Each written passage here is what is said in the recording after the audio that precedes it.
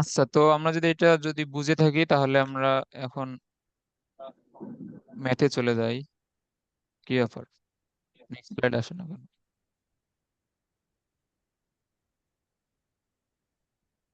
হ্যাঁ, তো এখন এটা পড়ো।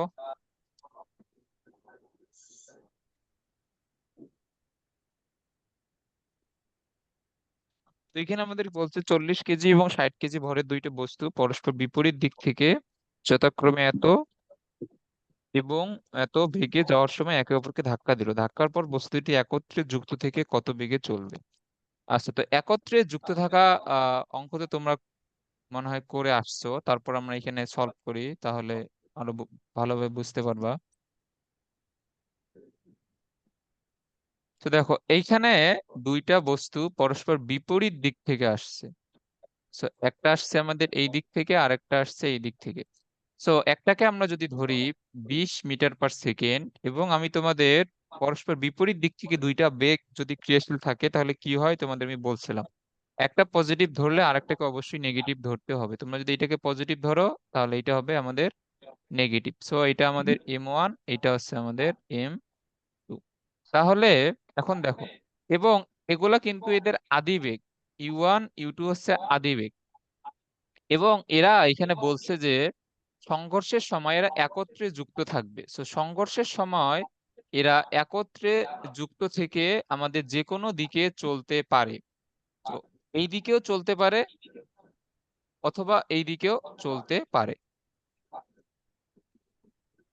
তো এদিক আমাদের যে কোনো একদিকেই কিন্তু চলতে পারে। তো কোন দিকে চলবে তোমরা আসলে জানো না, এবং এদের আমাদের মিলিত বেগটা আমরা ধরে নিব যে ভি। কারণ আমাদের আহ, যদি দুইটা দুই দিকে যাইতো বা দুইটা আলাদা আলাদা যাইতো তাহলে আমরা ধরে নিতাম যে একটা V1 আর একটা V2, বাট যেহেতু দুইটা একসাথে যাচ্ছে সেহেতু আমরা ধরে নিব ভি। সো ভি এই দিকেও হইতে পারে এই দিকেও হইতে পারে। কোন দিকে হবে এটা আমরা ম্যাথ করার পরে বুঝতে পারবো।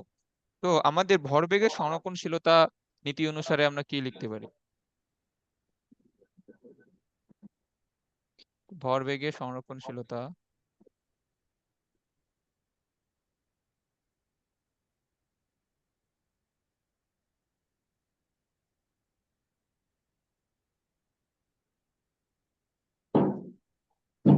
নীতি অনুযায়ী আমরা লিখতে পারি M1 U1 plus M2 U2 M1 V1 plus M2 V2। But এইখানে আমাদের কি V1 is equal to V2 is equal to V, কারণ দুইটারই শেষ বেগ একই। তারা কেন একই? কারণ তারা একত্রে যুক্ত থাকবে, সো দুইটারই বেগ একই হবে। তো দেখো এইখানে আমাদের M1 কত? M1 হচ্ছে 40। তো 40-এর বেগটাকে আমরা যদি পজিটিভ ধরি তাহলে 60 কেজি যেটা ওইটা আসতেছিল আমাদের বিপরীত দিক থেকে, তাহলে এটা হবে আমাদের -10। এবং এইখানে আমাদের 40 কেজি এবং 60 কেজি, এবং এদের দুইটার কমন বেগ হচ্ছে ভি। আমরা যদি V1 এবং V2 দুইটাকে ভি লিখি তাহলে আমরা ভি কমন নিতে পারি। এটা বুঝছো? হ্যাঁ, বুঝছি। তাহলে এটা হবে আমাদের 800 - 600, এবং এইখানে 100 ভি। তাহলে এটা 200, তাহলে ভি এর মান হচ্ছে 200/100। ভি এর মান হচ্ছে 2 মিটার পার সেকেন্ড। আচ্ছা, তোমরা অ্যান্সার দেখে বলো তো এই দুইটা বস্তু মিলিত হয়ে কোন দিকে চলবে? M1 এর দিকে। হ্যাঁ, এইটা, কারণ অ্যান্সারটা পজিটিভ আসছে, তো আমরা যেই বেগটাকে পজিটিভ ধরে নিছি আর দিকেই চলবে। সো এইটা আমাদের লিখতে হবে যে বস্তু দুটি মিলিত হয়ে প্রথম বস্তুর দিকেই চলবে। সো এগুলো আমাদের 9-10-এর জিনিস, এগুলো যদিও পড়ানো লাগে না। মিলিত হয়ে আমাদের প্রথম বস্তুর দিকেই চলবে।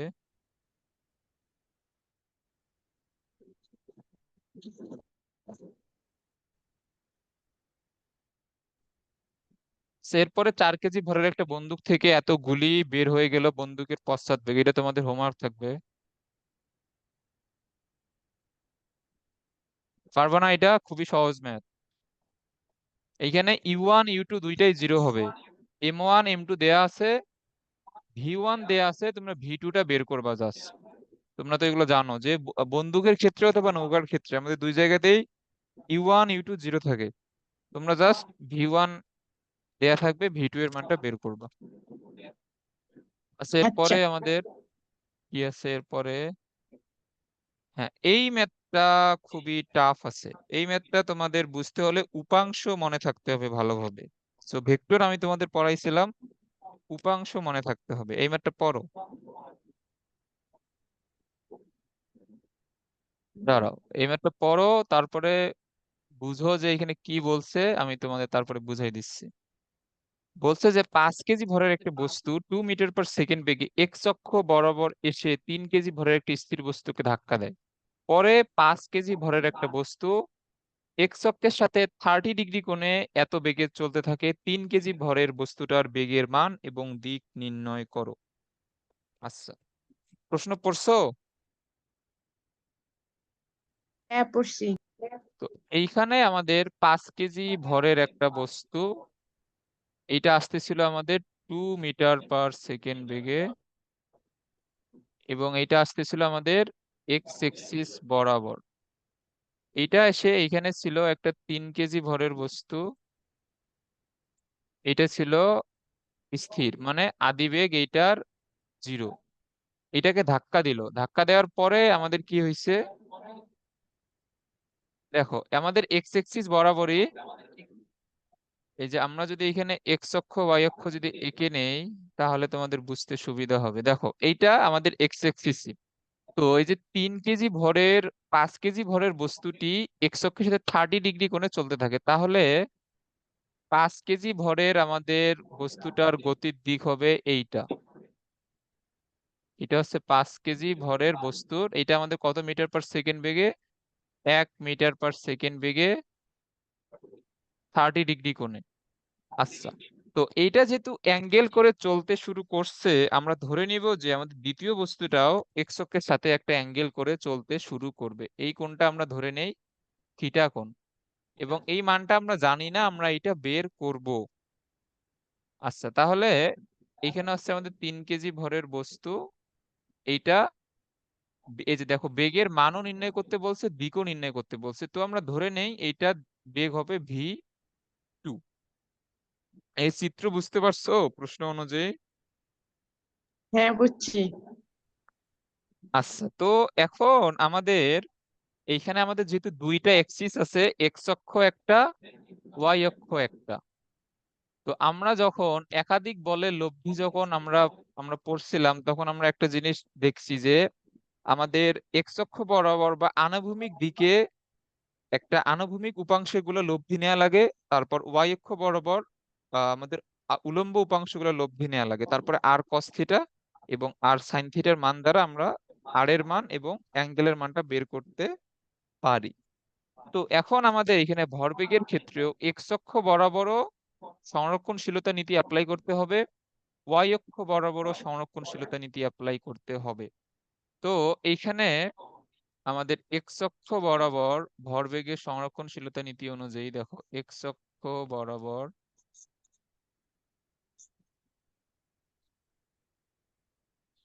এই ম্যাথটা খুবই ভালোভাবে বুঝবা, কারণ এই ম্যাথটা বুঝলে তোমরা এই টাইপের অনেক ম্যাথই সলভ করতে পারবা।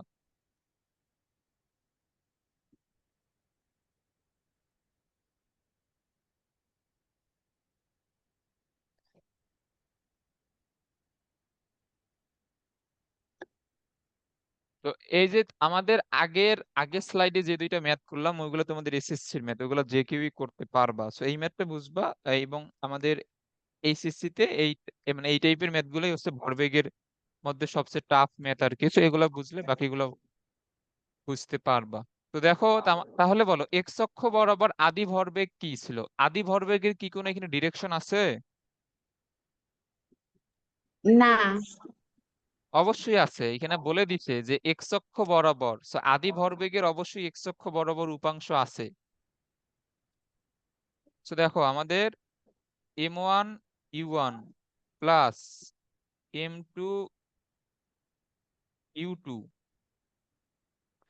এবং এম ওয়ান এর তো কোনো ডিরেকশন নাই। এখন আমরা যদি এইটাকে m1 ধরে নেই, এইটাকে আমরা যদি m2 ধরে নেই, তাহলে বলো এইখানে m1 বস্তুর, যে এইটা কি হবে, এই যে 1 মিটার/সেকেন্ড স্কোয়ার, এইটা v1 না? হ্যাঁ, আমরা কোন অক্ষ বরাবর নিচ্ছি? এক্স অক্ষ বরাবর। তাহলে ভি বেগের এক্স অক্ষ বরাবর উপাংশ কি হবে বলো? V cos theta. হ্যাঁ, সো এটা হবে আমাদের v1 cos θ। এখানে আমাদের থিটা কত? 30 ডিগ্রি।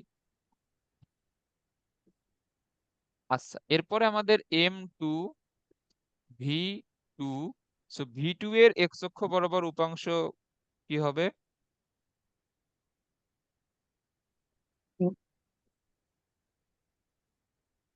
বলো? এটা হবে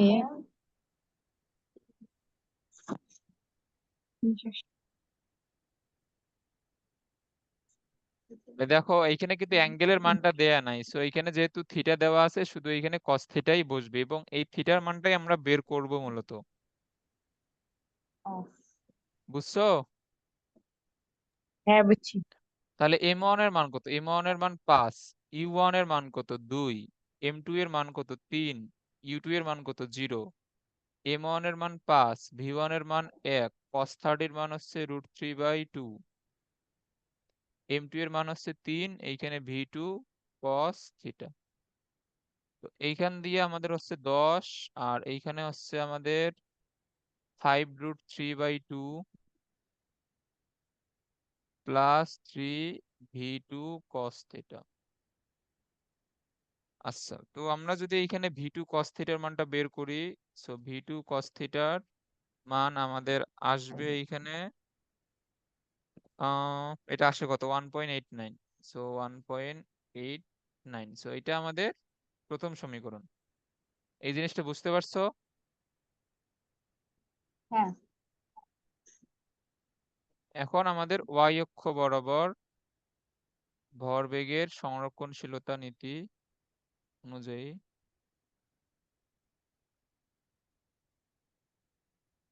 আর আমি তোমাদের আরো ম্যাথ দিতাম আগের টপিক গুলারও, কিন্তু আমি আমার গাণিতিক পদার্থবিজ্ঞান বইটা মানে খুঁজে পাইতেছি না। এটা বাসা থেকে যে কই হারাইছে আমি নিজেও এটা খুঁজে পাইতেছি না। আগের চ্যাপ্টার গুলো ওইখান থেকে ম্যাথ দিতাম, ওই বইটাই আমি পাইতেছি না আর কি, ওই জন্য বেশি ম্যাথ নিয়ে আসা হচ্ছে না। তো ওই বইটা পাইলে আমি তোমাদের আরো ম্যাথ প্র্যাকটিস করাবো, সমস্যা নাই। ভরবেগের সংরক্ষণশীলতা অনুযায়ী তো তোমরা যত বেশি ম্যাথ ম্যাথ প্র্যাকটিস করবা তোমাদের জন্য তত বেশি ভালো হবে। তো এইখানে বলো, এখন বলো ওয়াই অক্ষ বরাবর আদিবেগের উপাংশগুলো কি হবে, বা ওয়াই অক্ষ বরাবর কি আদিবেগের আদৌ কোনো উপাংশ আছে? না। আমাদের আদিবেগগুলো কোন অক্ষ বরাবর ক্রিয়াশীল? এক্স। এক্স অক্ষ বরাবর। তো তোমরা উপাংশ অবশ্যই ভালোভাবে পড়ছো। এক্স অক্ষ বরাবর কোনো বেগ ক্রিয়াশীল থাকলে ওয়াই অক্ষ বরাবর তার কোনো উপাংশ থাকে না। আমি তোমাদের এটা বলছিলাম, কারণ এইটা হবে ভি কস এদের মধ্যবর্তী কোণ কত? 90 ডিগ্রি। সো এটা হয়ে যাবে হুম। 0। সো আদিবেগের ওয়াই অক্ষ বরাবর কোনো উপাংশ থাকবে না, তাহলে এটা হবে আমাদের 0 + 0। এবং এইখানে আমাদের কি হবে? m1 v1 sin 30, কারণ ওয়াই অক্ষ বরাবর হবে sin 30, আর এইটা হবে m2 v2 sin থিটা। তাহলে আমাদের এইখানে হবে 0, এইখানে হচ্ছে 5, 2 sin 30 মানে হাফ, এইখানে হচ্ছে 3 v2 sin থিটা। তাহলে এখানে আমাদের হবে কত? 5/3। তাহলে v2 sin থিটা আর 5/3 দিলে আমাদের আসে কত?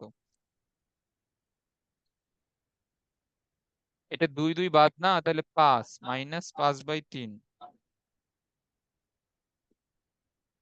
কি ব্যাপার?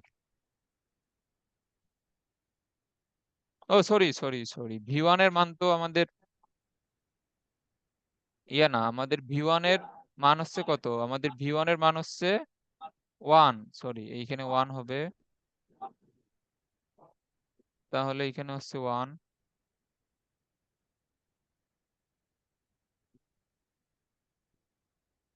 তাহলে এটা হচ্ছে আমাদের -2.5 / 3, কারণ 5 কে 2 দ্বারা ভাগ করলে -2.5 ওইদিকে যাবে আর /3, সো এটা হবে আমাদের -0.89। বুঝছো? হ্যাঁ, বুঝছি। আচ্ছা, তাহলে এখন আমাদের ভি2 এর মান এই কিভাবে বের করতে হবে তোমরা অলরেডি জানো, 1 স্কোয়ার প্লাস 2 স্কোয়ার। এটা করলে আমাদের কি হবে, sine square theta plus cos square theta মিলে 1 হয়ে যাবে, এবং এইখানে থাকবে আমাদের শুধুমাত্র ভি স্কোয়ার। আচ্ছা, আমি লিখে দেই। সো এই মানটা তোমরা বের করো।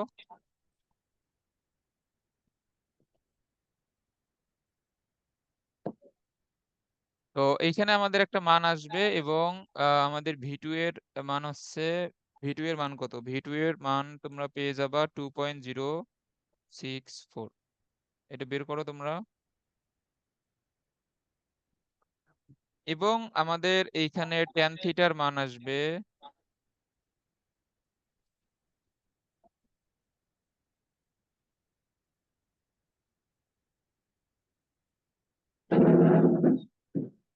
এইখানে আমাদের থিটার মান আসবে, তোমরা যদি এটা ক্যালকুলেটরে বসাও। সো আমাদের এইখানে থিটার মান আমরা পাবো কিভাবে, 2 কে 1 দ্বারা ভাগ করে। সো এই নিয়মগুলো তোমরা অলরেডি জানো। এটা আসবে -23.47। আচ্ছা, মাইনাস কোন দ্বারা এখানে কি বোঝায়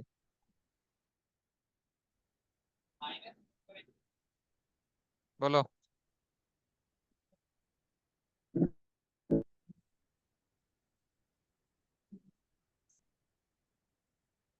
এইখানে মাইনাস কোন দ্বারা এখানে কি বোঝায়? আহ,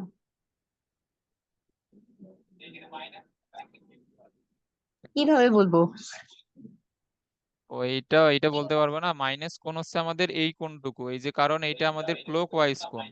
সো ক্লক ওয়াইজ কোণ হলে সেটা নেগেটিভ হয়, মানে ঘড়ির কাঁটার দিকে। তার মানে আমরা যেই দিকে ধরে নিছি এই দিকেই মূলত 3 কেজি ভরের বস্তুটা গতিশীল হবে। এটাই এই যে বলতে এই চাইছিলাম। এই কোণটাকে, এই কোণটুকুর মান হচ্ছে আমাদের 23.47 ডিগ্রি। বাট এটা যেহেতু ঘড়ির কাঁটার দিকে, সো এই কোণটা আমাদের মান হয় নেগেটিভ। এটা বুঝতে পারছো?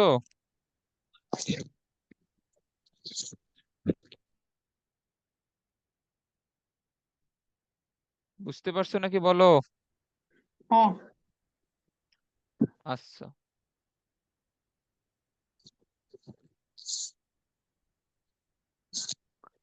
এরপরে এই ম্যাথটা তোমাদের করা লাগবে না, কারণ এইটা এইটা পারতে গেলে তোমাদের হচ্ছে সেকেন্ড চ্যাপ্টারটা, সরি, আমাদের গতিবিদ্যা পড়া লাগবে। সো আমরা যেহেতু গতিবিদ্যা আমাদের সিলেবাসে নাই, তো এই টাইপের ম্যাথ আমাদের আসবে না। এটা মূলত প্রাসের ম্যাথ আর কি। তো এগুলো তোমাদের আসবে না। তো এই ম্যাথটা মানে ছিল জন্য অ্যাড করছি, পরে এটা দেখি যে প্রাসের ম্যাথ। আচ্ছা, তোমরা 4.21টা পড়ো।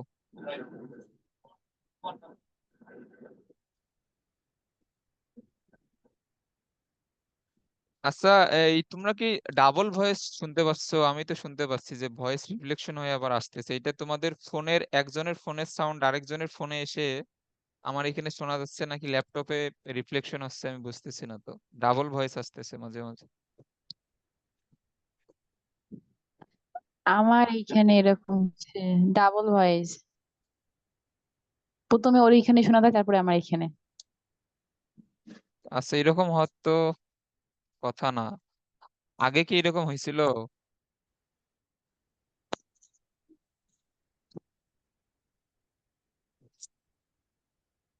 আচ্ছা, তোমরা এটা পড়ো। না, আজকে। আচ্ছা, তো এটা হয়তো আমাদের কোনো আহ, ইয়া হইতে পারে। এটা আমাদের নেক্সট দিন থেকে হয়তো ঠিক হয়ে যাবে, তবে সবসময় হচ্ছে না, এটা মাঝে মাঝে হচ্ছে আর কি, ডাবল ভয়েস শোনা যাচ্ছে। তো দেখো, তো আমাদের বলছে 5 মেট্রিক টন। সো আমাদের 1 মেট্রিক টন সমান হচ্ছে 1000 কেজি। তোমরা যদি এটা না জেনে থাকো লিখে নাও।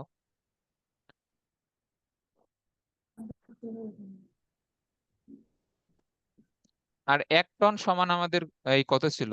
1 টন সমান 100 কেজি ছিল, না 1000 কেজি ছিল? 1000 কি? তো আমি এগুলা ঠিক মতো জানি না যে টন, কেজি, তারপর এগুলার হিসাব আমার মনে থাকে না। তবে মানে এই ম্যাথটা যেখান থেকে আমি নিছি আর কি, আমাদের ওইখানে দেওয়া 5 মেট্রিক টন সমান 5000 কেজি। আচ্ছা, তোমরা এটা পরে প্রশ্ন দেখো, ছাপড়ি। পরে তোমরা এটা দেখে নিও, অথবা যদি ভুল হয় আমি এখন এই তোমাদের পরে এখন এটা বলে দিব যে এটা ভুল হয়েছে। আচ্ছা, তো 5 মেট্রিক টনের একটি বালু বোঝাই ট্রাক এত বেগে চলছিল, এমন সময় আচ্ছা, ট্রাকের ছিদ্রপথে 100 কেজি বালু নিচে পড়ে গেল, ট্রাকের বর্তমান বেগ কত? আচ্ছা, তো এইখানে দেখো, এইখানে আমাদের ট্রাকের আদি ভরবেগ কত হবে? আচ্ছা, তোমরা একটা জিনিস বলো আদি যে এইখানে ভরবেগ 100 কেজি বালু পড়ে যাওয়ার পরে বেগ বাড়বে নাকি কমবে?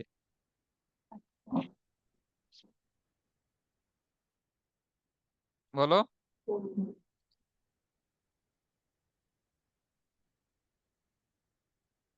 বেগ বাড়বে।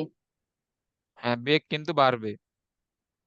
তো ট্রাকের আমাদের আদি বেগ কত? ট্রাকের ভর যদি এম হয়, আদি বেগ আমরা যদি V1 যদি ধরি, এবং তাহলে শেষ আমাদের, সরি, আদি বেগ না, আদি ভর বেগ, উল্টা পাল্টা।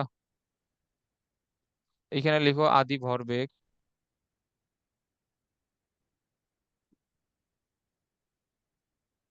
তো এইখানে হচ্ছে আমাদের আমাদের আগের মোট ভর যদি V1 হয়, এবং সরি, মোট ভর যদি এম হয় আর ভর যদি V1, বেগ যদি V1 হয় তাহলে এটা, এবং আমাদের শেষ ভরবেগ এইখানে কি হবে? আচ্ছা, একটু দাঁড়াও।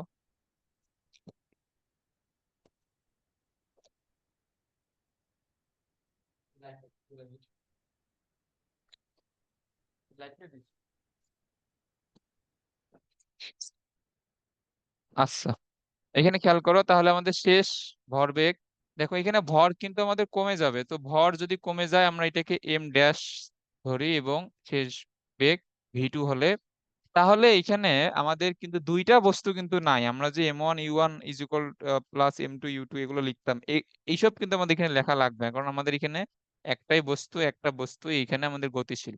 তাহলে এখানে আমাদের